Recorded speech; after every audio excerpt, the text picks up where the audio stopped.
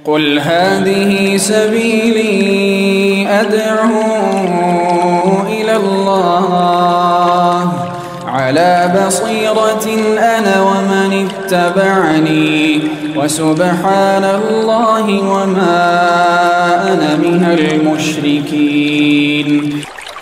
بسم الله الرحمن الرحيم. السلام عليكم ورحمة الله وبركاته.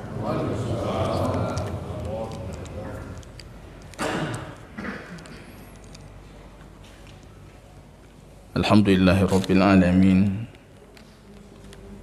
Nahmaduhu wa nasta'inuhu wa nastaghfiruh wa na'udhu billahi min syururi anfusina wa sayyiati a'malina. May yahdihillahu fala mudilla lahu wa may yudlil fala hadiya lahu. Asyhadu an la ilaha illallah wahdahu rabbi la syarika lahu wa asyhadu anna Muhammadan abduhu wa rasuluhu safiyuhu min khalqihi wa khaliluhu. Ibadallah, usikum wa iyaya bitaqwallah faqad fazal muttaqun. يقول ربنا جل شأنه في محكم تنزيله: يا أيها الذين آمنوا اتقوا الله حق تقاته ولا تموتن إلا وأنتم مسلمون. Kaum muslimin rahimani wa rahimakumullah, puji dan syukur tiada hentinya senantiasa kita panjatkan kehadiran Allah atas segala taufik yang Allah berikan, kesempatan, petunjuk, rahmat dan keselamatan yang Allah berikan jamaah kaum muslimin kita yang di pagi penuh keberkahan ini kembali bisa menunaikan faridah Allah sembari mempelajari ayat dan hadis-hadis baginda Rasul Muhammad sallallahu alaihi wasallam. Salawat dan salam kita doakan kepada Allah agar selalu tercurahkan pada baginda Rasul sallallahu alaihi wasallam, apalagi di hari Jumat yang penuh keberkahan ini. Salawat untuk baginda Rasul sallallahu alaihi wasallam sangat lebih dianjurkan. Jamaah kaum muslimin yang berbahagia, kita masih bersama kitab karya Imam Ibnu Hajar Al-Asqalani rahimahullah yang berjudul Bulughul Maram. Pembahasan yang sedang kita bahas jamaah kaum muslimin, kelanjutan dari pembahasan sebelumnya, masih berbicara tentang kitab Al-Hajj, kitab haji, dan pembahasan yang terakhir kita bicarakan itu berkaitan dengan syarat kewajiban haji yang kita pelajari dari hadis baginda Rasul sallallahu alaihi wasallam. Rasul sallallahu alaihi wasallam ketika ditanyakan, walillahi 'alan nasi hajjul bait man istata'a ilaihi sabila, kewajiban faridah Allah untuk menunaikan ibadah haji bagi mereka yang punya kemampuan sabil. Baginda Rasul ditanyakan, mas sabil ya Rasulullah, apa itu sabil wahai baginda Rasul? Rasul mengatakan, az-zad war-rahilah, punya bekal dan punya kendaraan. Punya bekal, punya kendaraan, sudah wajib haji. bekal untuk dia dalam perjalanan sampai dia kembali, bekal untuk keluarga yang ditinggalkan selama dia menunaikan ibadah haji, kemudian kebutuhan untuk perjalanan. Kalau kata Imam Malik rahimahullah, kalau sekiranya dia mampu tanpa kendaraan, maka dia juga wajib baginya haji walaupun tanpa kendaraan. Jamaah kaum muslimin rahimani wa rahimakumullah. Kemudian di pembahasan selanjutnya kita juga berbicara tentang haji bayi yang belum baligh. Kita dapatkan rupanya haji bayi yang belum baligh itu haji nyasa, tapi tidak sah untuknya sebagai hajjatul Islam. Ketika dia balik, fa idza balagha fa alaihi hajjatun ukhra, kata Nabi. Nanti ketika dia balik, wajib baginya mengulangi hajjatul Islam yang lain. Dan bagi orang tuanya yang menghajikannya mendapatkan pahala kesempurnaan haji. Jamaah kaum muslimin rahimani wa rahimakumullah.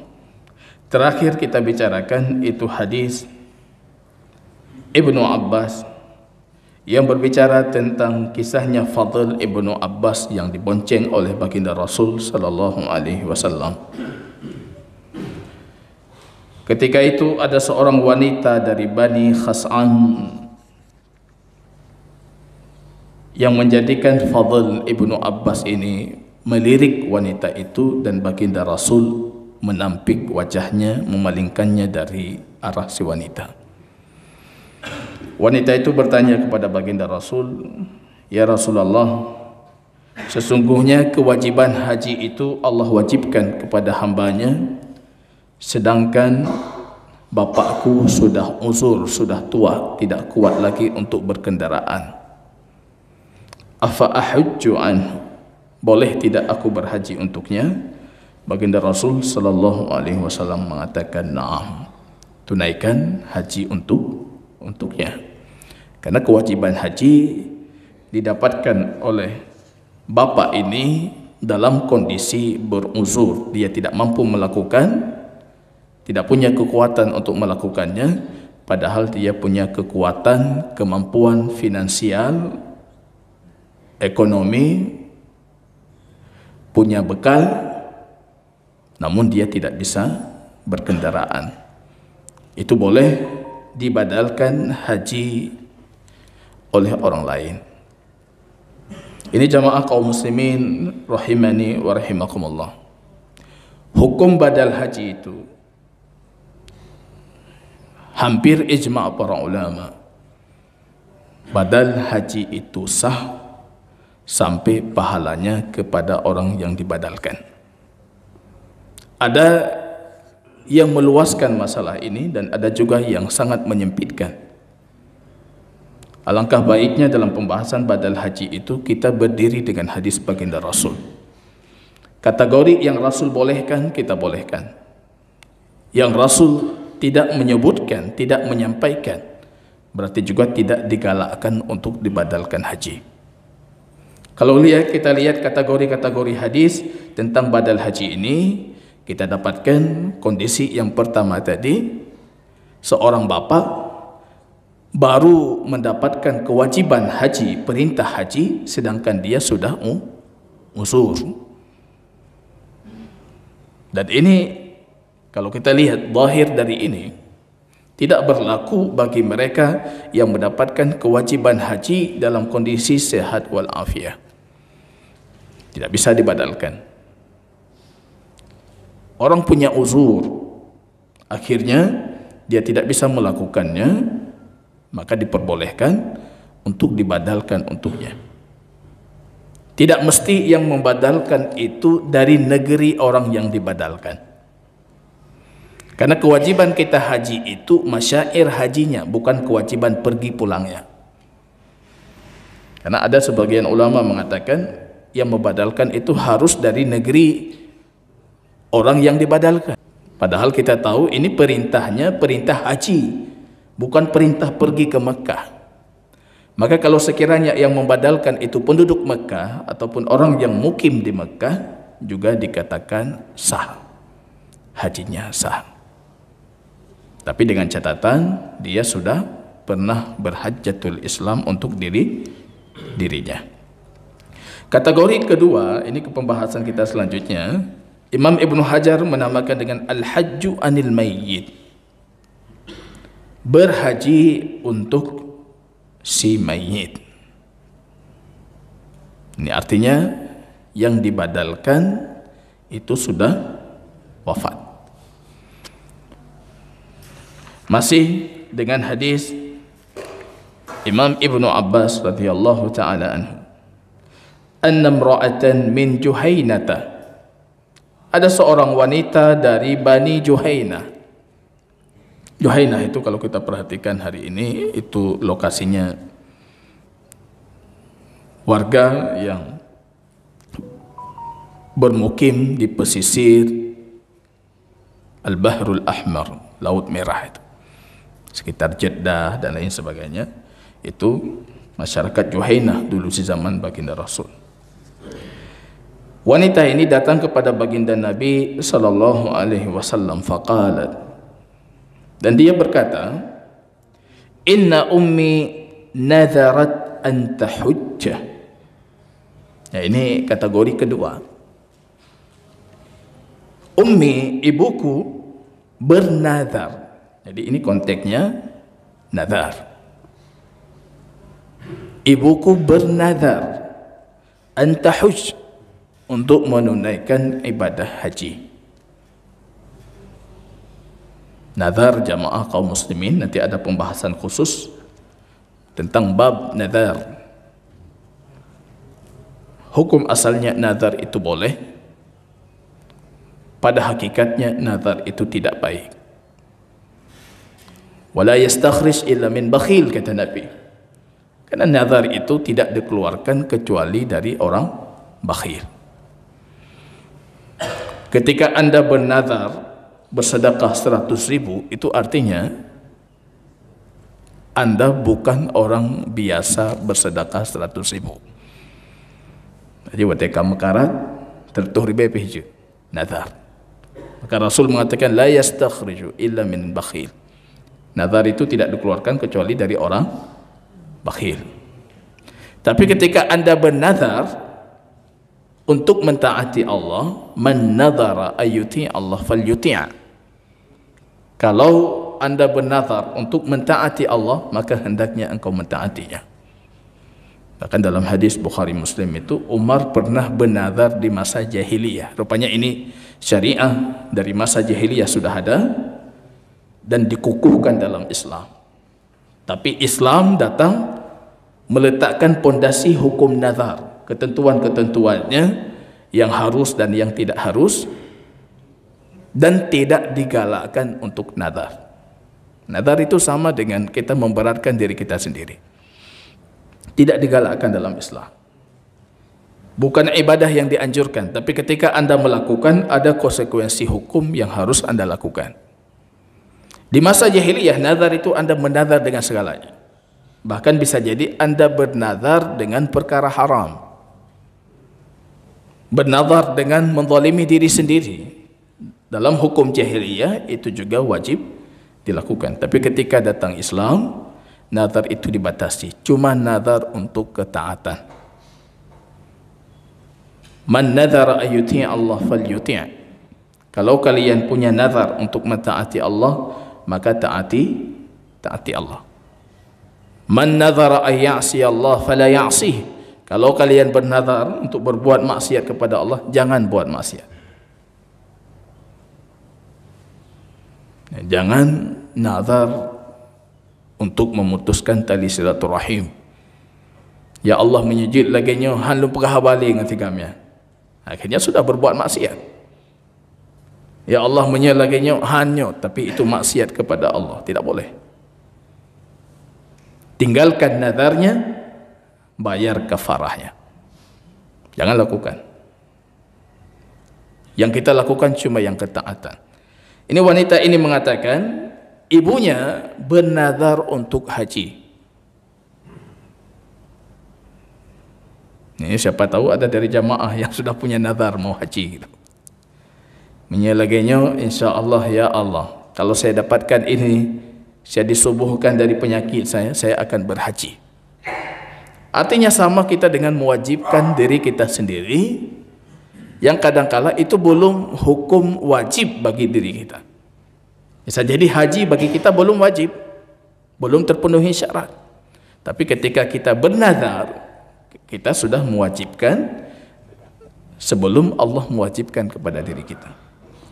Falam tahush hatta mat. Wanita ini mengatakan, rupanya qaddarallah, ibuku wafat dan beliau belum menunaikan haji. Afa ahujju anha. Ini pertanyaannya harus kita garis bawahi. Wanita ini bertanya, boleh tidak aku berhaji untuknya? Apa kata baginda Rasul? Nah, hujji anha. Iya, kata baginda Rasul, berhajilah untuknya. Nah, ini ketika orang tua bernazar untuk haji, belum dilakukan sudah wafat. Anaknya ataupun siapapun dari keluarganya ataupun orang lain bahkan boleh menunaikan haji orang tuanya. Kalau ini nazar, ketika kita dapati orang yang wafat yang punya nazar ini punya harta yang ditinggalkan, maka jadikan dari harta yang ditinggalkan itu prioritas pertamanya membayar utangnya kepada Allah. Jadi jangan bagikan dulu. Ini dia punya nazar haji, berikan jatah porsi untuk nazar hajinya. Siapapun yang melakukan, lebih diutamakan anaknya ataupun karib kerabat terdekatnya. Ya, ini jamaah kaum muslimin rahimani wa rahimakumullah. Apa hukum menunaikan haji ini? Zahiriyah mengatakan, karena kita melihat dalam hadis ini Rasul mengatakan berhajilah kamu untuknya, artinya wajib. Anaknya wajib melakukan. Tapi jumhur para ulama, dan itu lebih kuat, itu hukumnya boleh, bukan wajib. Karena pertanyaannya, bolehkah aku berhaji untuknya? Naam, kata Nabi, berhajilah untuknya. Artinya berhajilah untuknya ini masih berkaitan dengan pertanyaan boleh tidak aku berhaji untuknya? Boleh dan dianjurkan. Penekanan bolehnya itu akan lebih kuat lagi kalau sekiranya yang melakukan itu anaknya. Karena ini bagian jamaah kaum muslimin, bagian dari birrul walidain. Kita berbakti kepada kedua orang tua kita. Kewajiban berbakti itu tidak berhenti dengan kematian orang tua, bahkan setelah kematian mereka pun masih wajib kita berbakti. Masih wajib kita berbakti. Dan ini nanti bisa dianalogikan dengan nazar-nazar lain selain haji. Nazar mewakafkan, nazar ini, nazar itu ditunaikan. Kenapa? Baginda Rasul sallallahu alaihi wasallam di sini membuat sebuah analogi, al-qiyasul aula. Beliau mengatakan ara'aita, bagaimana pandanganmu? Ara'aiti, kata Nabi, lau kana ala ummiki dainun akunti qadhiyatuha. Bagaimana menurutmu, kata Nabi, kalau ibumu itu punya utang, kamu bayarnya tidak? Wanita itu mengatakan, "Naam ya Rasulullah, saya wajib membayarnya." Maka Rasul mengatakan, "Uqdullah fallahu ahaqqu bil wafa." Kalau utang manusia saja wajib engkau bayar, apalagi hutang Allah itu.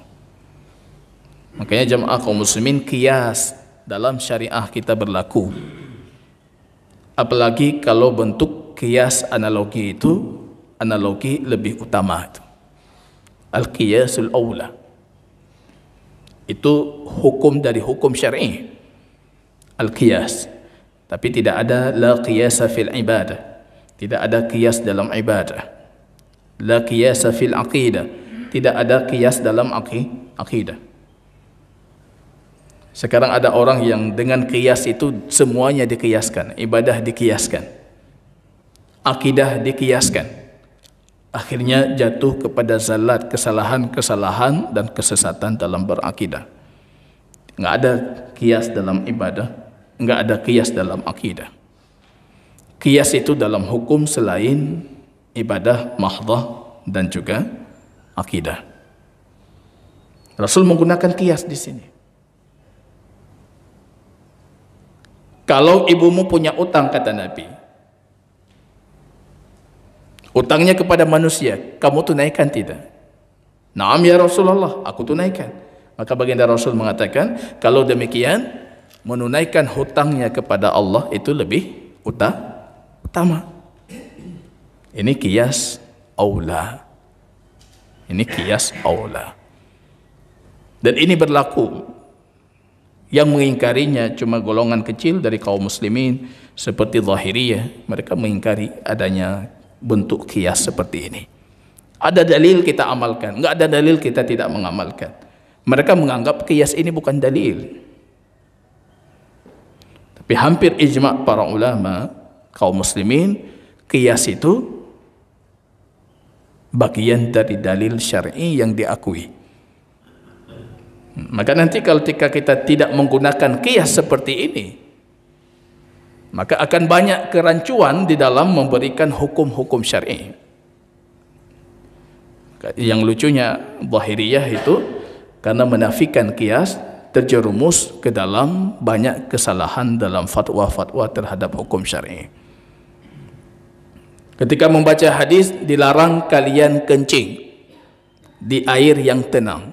Datang para ulama Zahiriyah mengatakan, kalau kencing dilarang, tapi kalau kencing di botol, masukkan botolnya ke dalam air, tidak masalah, airnya tidak najis.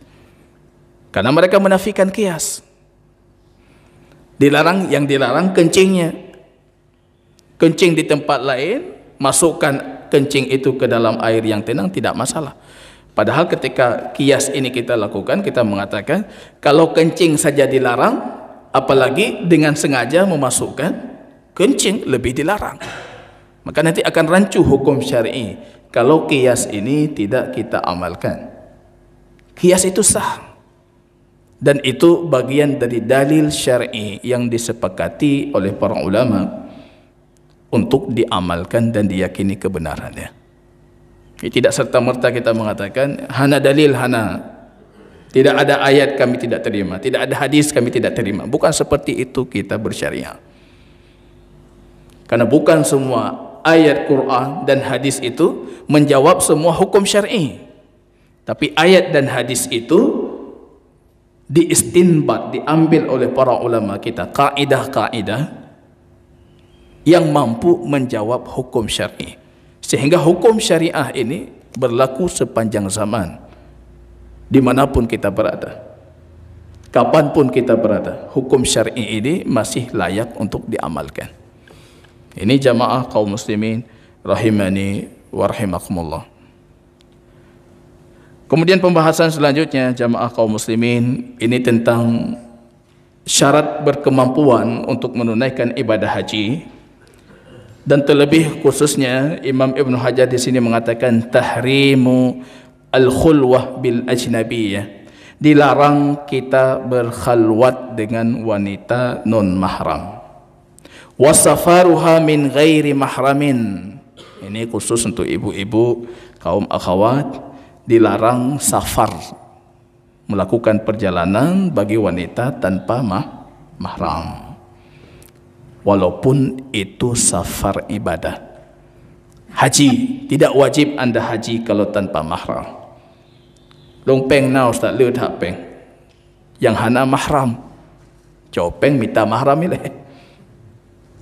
Karena anda tidak punya kewajiban haji kalau tanpa mahram. Umrah juga seperti itu. Makanya umrah dengan Abi Wesul, beliau tulis syarat itu. Syarat pertama, memiliki mahram. Padahal kalau kita lihat dari sisi bisnis, bah bergejak mandum ju, nyak lepeng tanya baju.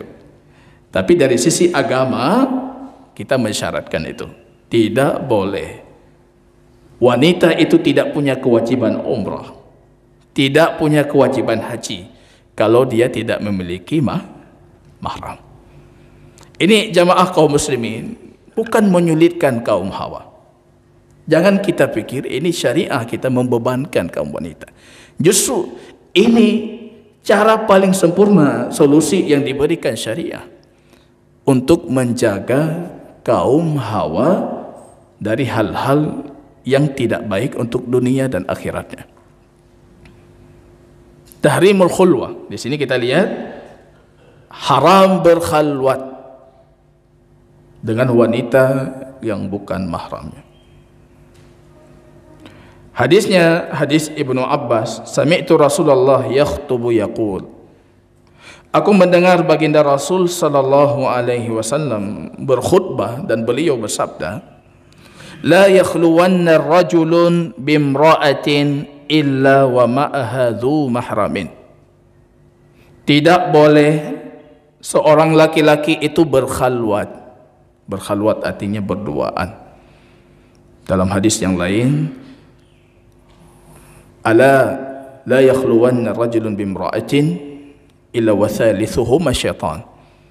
Tidak berkhalwat satu orang laki-laki dengan satu orang wanita kecuali ketiganya itu syaitan.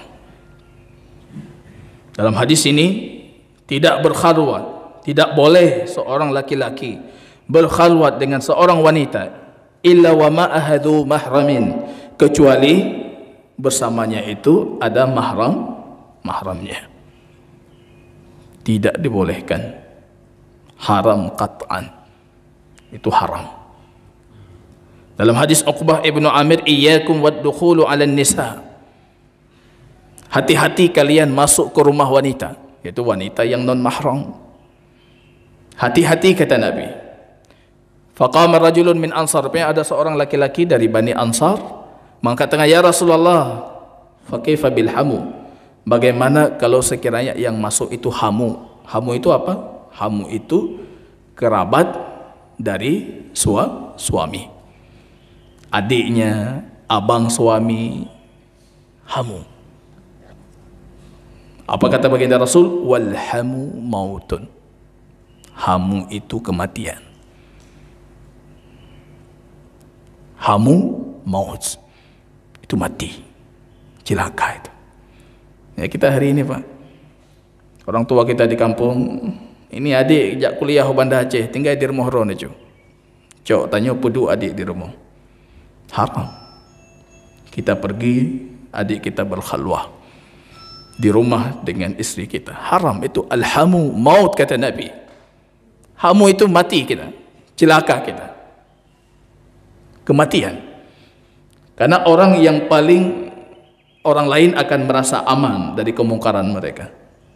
Dan orang paling dekat untuk melakukan kemungkaran. Orang paling seharusnya dikhawatirkan, tapi masyarakat akan merasa aman. Sauragamian, adik lintulun, aman. Padahal dalam syariah itu tidak aman. Maka ini kekhawatiran ini Rasul mengatakan alhamu mautun. Tidak boleh. Tidak boleh. Tidak boleh tinggal di rumah kecuali dalam kondisi Anda selalu membersamai. Walaupun adik. Ya, diberikan penjelasan hadis ini. Dok memang kering adik siroh angkat jauh. Kalau Anda punya kemudahan, sewa tempat lain, cari kos lain untuk anak ataupun adik Anda yang sedang melakukan pendidikan di sini. Jangan di rumah. Kita akan bepergian. Kita laki-laki akan mencari nafkah. Dulu pernah heboh jamaah kaum muslimin kasus yang terjadi di Saudi Arabia itu. Alhamu maut. Orang tuanya menitipkan adiknya untuk kuliah di kota, tinggal di rumahnya bertahun-tahun, sampai adiknya kerja masih di rumahnya. Rupanya dalam satu kejadian terjadi kecelakaan di jalan suaminya. Kemudian ada wanita yang ditolong dalam perjalanan itu mengatakan, kami sudah, mohon maaf, dilecehkan oleh si laki-laki itu. Akhirnya dibawa ke rumah sakit. Rupanya wanita itu hamil dengan laki-laki lain. Sampai ke rumah sakit, ketika diperiksa, rupanya si laki-laki itu mandul. Dokternya gembira, Anda mandul, tidak masalah, dia hamil bukan dengan Anda.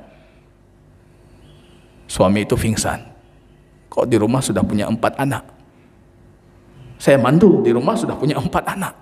Pingsan dia. Ketika diupayakan, terbangun, dokternya bertanya, kenapa terkejut? Kan Anda harus bergembira. Wanita yang mendakwakan Anda hamilkan itu bukan dari Anda mandul.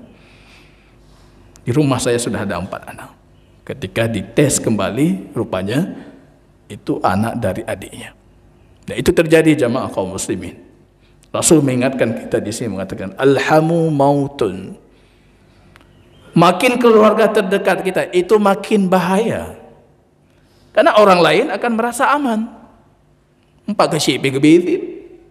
Pak kecilnya adik lo tinggal di rumah. Jut, ada masalah adik ron. Aman. Dia masuk keluar masuk aman. Padahal ini yang harus dikhawatirkan dan harus lebih besar dikhawatirkan. Berikan pencerahan jamaah kaum muslimin sebelum kita menyesal di kemudian hari. Hana mangat dengan mak di kampung, hana mangat dengan ayah di kampung. Berikan pemahaman, ini hukum syar'inya seperti ini. Dalam hadis yang lain jamaah kaum muslimin, la yabitanna rajulun inda imra'atin thayyibin illa ayyakuna naqihan aw dha mahramin. Tidak boleh seorang laki-laki itu berdiam dan bermalam di rumah wanita janda kecuali dia sudah menikah. Wanita janda itu sudah punya pasangan laki ataupun dia memiliki mahramnya bersamanya. Dan ini sepakat para ulama jamaah kaum muslimin bukan cuma berlaku untuk wanita janda. Kalau wanita janda tidak boleh, apalagi gadis.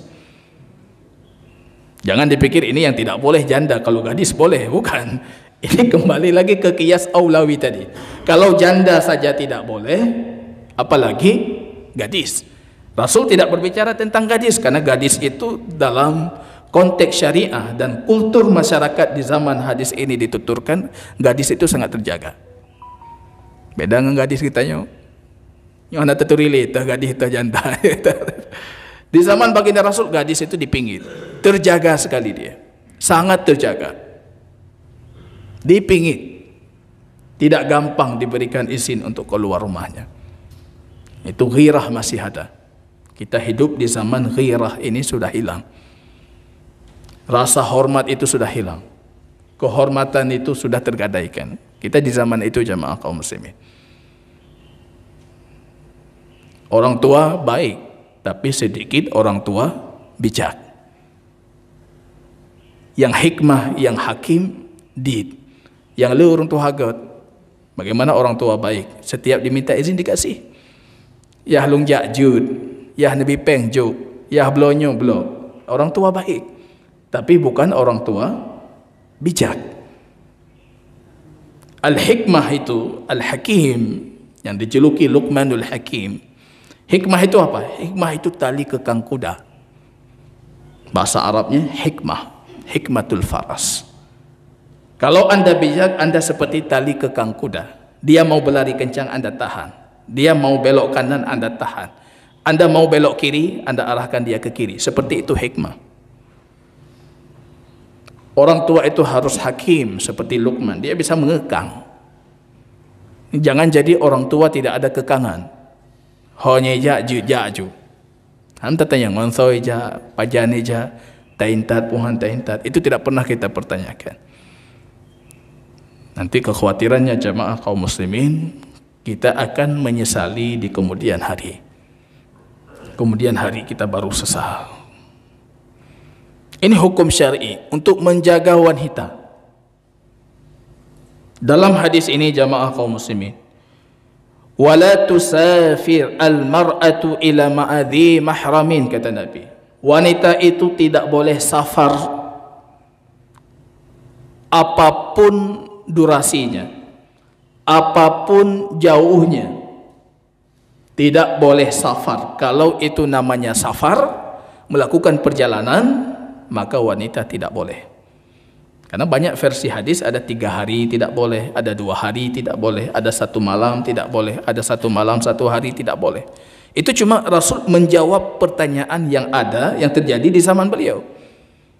Kalau datang orang mengatakan, ya Rasulullah, seorang wanita ingin melakukan safar 3 hari 3 malam, boleh tidak? Rasul mengatakan tidak boleh safar 3 hari 3 malam kecuali dengan mahramnya. Datang orang lain bertanya, ya Rasulullah, seorang wanita safar 1 hari 1 malam, boleh tidak? Tidak boleh 1 hari 1 malam. Datang pertanyaan lain, ya Rasulullah, 2 malam boleh tidak? Tidak boleh 2 malam. 2 malam, 3 malam, 1 malam, itu bukan ketentuan syarat untuk boleh tidaknya. Tapi itu menjawab soal yang ada di zaman baginda Nabi. Ketentuannya 1, safar. Yang namanya itu perjalanan, maka tidak boleh wanita itu tanpa mahram. Yang namanya perjalanan tidak boleh tanpa mahram. Dalam hadis ini jelas sekali baginda Rasul mengatakan, wala tusafil mar'atu ila ma'adhi mahramin. Kata Imam Ahmad, kecuali haji itu wajib bagi orang yang punya sabil. Kita sudah menjelaskan, sabil itu bekal dan kendaraan.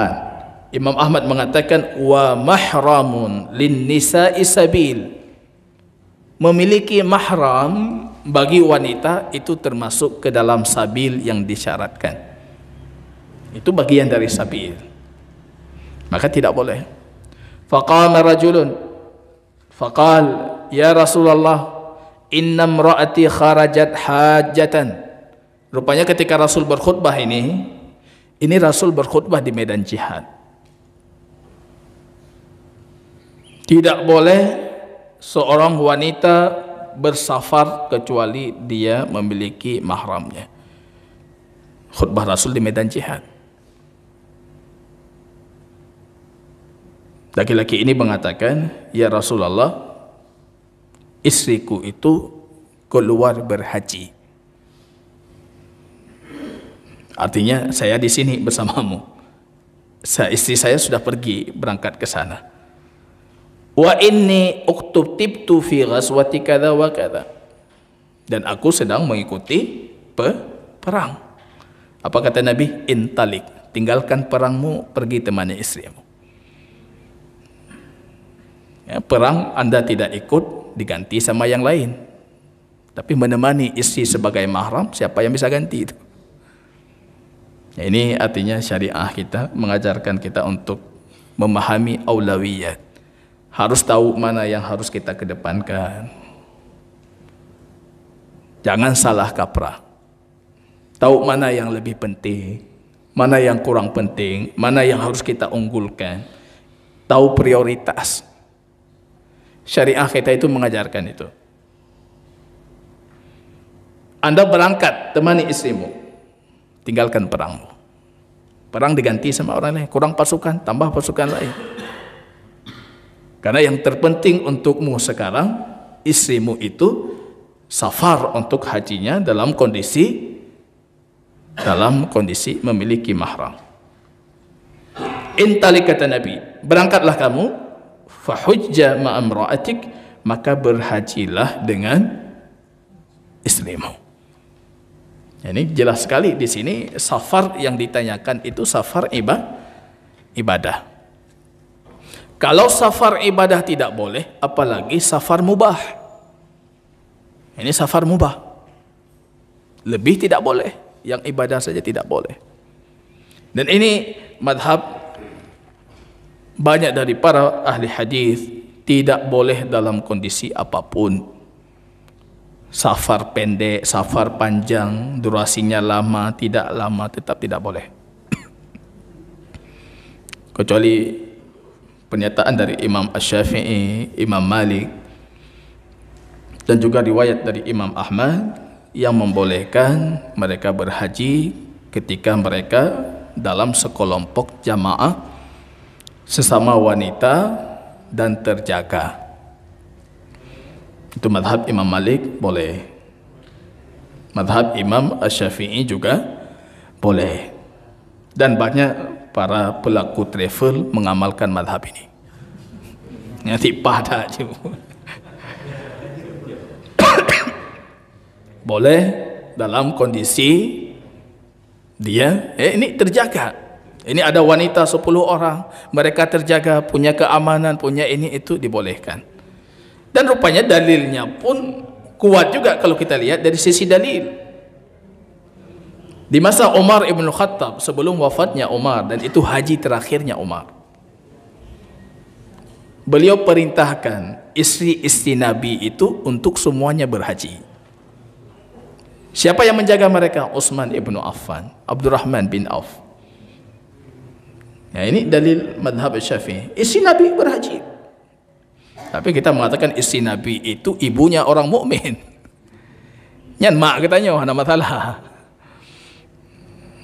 Istri Nabi itu semuanya ibu kita itu. Ibu para sahabat. Haram bagi mereka menikahinya. Wanita kalau sudah diakad oleh baginda Rasul, haram seluruh kaum muslimin untuk menikahinya. Karena itu ibu kita. Ya, ini pun kurang cocok untuk dijadikan dalil. Kemudian tindakan banyak dari para sahabat juga, ada beberapa riwayat yang menunjukkan mereka memberikan kemudahan bagi wanita kalau terjaga keamanannya dan berangkat bersama kelompok atau jamaah dari sesama kaum wanita. Tapi yang lebih selamat jamaah kaum muslimin tentunya kita mengamalkan zahir hadis yang kita bacakan ini. Ini lebih selamat. Kalau anda belum punya mahram, anggap saja anda belum punya kewajiban haji. Kenapa harus mendesak sekali naik haji? Belum wajib. Belum wajib. Tidak ada masalah. Dan jangan pernah merasa sedih dan kecewa. Ini tuntunan syariah untuk menjaga. Safar itu lebih dikhawatirkan dibandingkan mukim. Kalau kita bayangkan ya, wanita pergi safar. Dalam perjalanan safar itu, dia tanpa mahramnya. Wanita itu lemah secara psikisnya, secara fisiknya. Dikhawatirkan akan dimanfaatkan. Wanita itu lembut, mudah untuk dimanfaatkan. Apalagi dengan banyak rintangan-rintangan safar. Ini jamaah kaum muslimin, pengalaman saya sendiri yang pernah saya perhatikan itu. Pemerintah kita ketika mengirim petugas haji, terutama dari tenaga medis, untuk kaum hawa itu tidak disyaratkan memiliki mahram. Perawat dikirim petugas haji, dia tidak punya mahram. Karena mengamalkan dengan fatwa dari Imam Asy-Syafi'i dan fatwa dalam madhab Maliki. Dikirimkan dokter wanita tanpa mahram. Kami dapati di sana, rupanya di sana banyak juga petugas haji laki-laki yang tidak punya pasangan. Akhirnya sampai di sana terjadi hal-hal yang Allah haramkan, walaupun bukan ke tingkat zina, tapi kepada hubungan-hubungan terlarang. Terjadi dan banyak terjadi itu. Karena peluang syaitan itu terbuka lebar. Padahal kita diutus untuk melakukan sebuah ibadah besar, membantu para jamaah haji. Nah, ini jamaah kaum muslimin rahimani wa rahimakumullah. Lebih ahwat mengambil cadangan wajib dengan mahram itu lebih utama. Lebih bersih untuk hati kita, lebih suci untuk hati kita, dan lebih terjaga untuk kaum hawa. Jadi jangan ketika ada pilihan, oh ini ada pilihan. Madhabnya pun madhab hebat, madhab Asy-Syafi'i, madhab Malik, riwayah dari Imam Ahmad ibn Hanbal, boleh kalau sekiranya dengan kelompok wanita. Itu yang kita ambil. Tapi lebih ahwatnya cadangan yang kita ambil justru kalau kita mengatakan jangan sama sekali, karena anda belum punya kewajiban. Membawa anak boleh Ustaz, membawa anak kalau dia sudah balik berakal boleh. Tapi membawa anak kecil itu tidak terhitung mahram. Nah, bawa anak kecil belum balik, apa fungsinya? Karena fungsi mahram di sini untuk menjaga si wanita. Kalau anak kecil belum balik atau sudah balik tapi tidak berakal, ini sama saja tidak menjaga si wanita. Itu tidak berlaku. Mahram yang dimaksud, ya, laki-laki mahram sudah balik dan dia cukup akal, sehingga fungsi penjagaan untuk kaum hawa itu betul-betul berfungsi. Wallahu ta'ala alam bisawab.